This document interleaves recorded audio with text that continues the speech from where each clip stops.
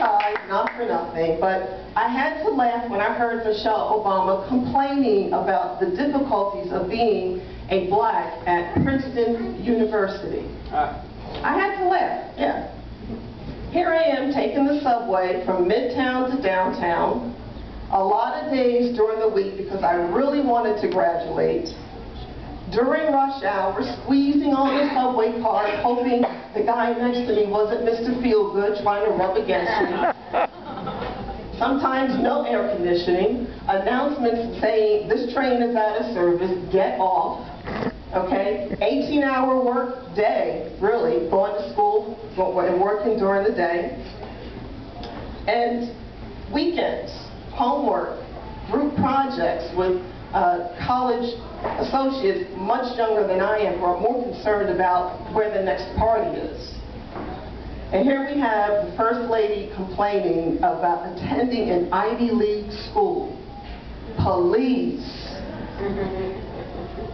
Please. Well, when Philip Morris moved to Richmond, Virginia, after 20 years of employment there, I took the severance package, volunteered at the Congress of Racial Equality. It's one of the oldest civil rights organizations in the country.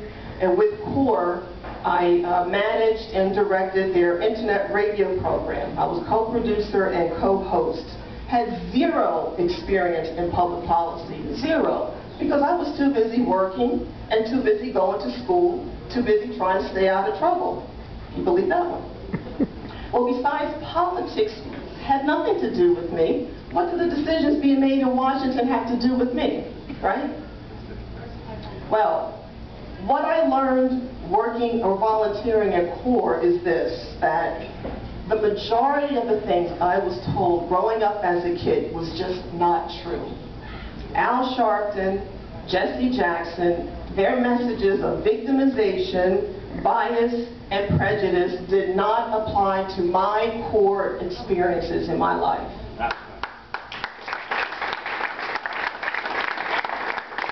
I did not need special treatment. I was not a victim. And I had God-given talents, and it was up to me to make the decisions and choices in my life and be held accountable for those choices and decisions once I made them. Since awakening from my political sleep, I've become a public policy activist in the fight for liberty. What frustrates me the most is that there are too many black leaders who are advocating policies of government dependency instead of liberty.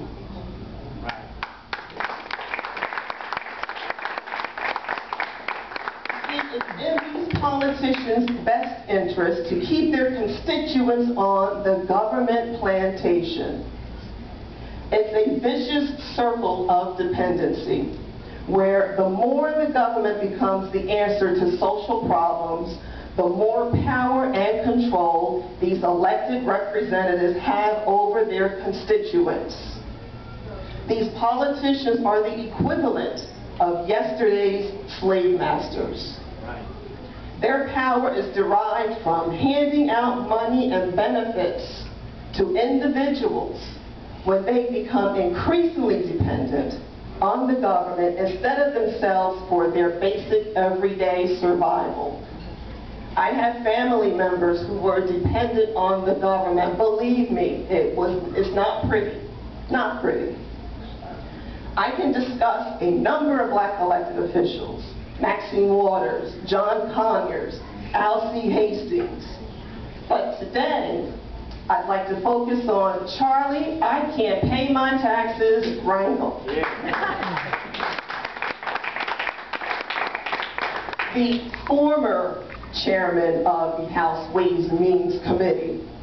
Rangel has been a representative from Harlem, New York since 1970. And during his multi-decade terms of service, he is considered one of the most liberal members in the House of Representatives. Rangel is a champion of big government and sees government programs as the savior for the poor. He recently stepped down from the chairmanship position, only recently, because of a series of ethics concerns. Meanwhile, Rangel has surely enjoyed the congressional position that he has held on to. Like the tagline from the American Express commercial says, membership has its privileges. Remember, Rangel claims to be an advocate for the poor, but he also occupied 4 rent-controlled apartments in a luxurious building in Harlem, New York. While life has been good for Charlie, we can't say the same for his constituents. Unfortunately, President Obama shares Rangel's devotion to big government.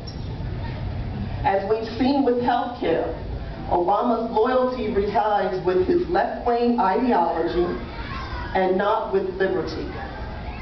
Despite a majority of Americans opposing his health care plan, he insisted on ramming health care down our throats.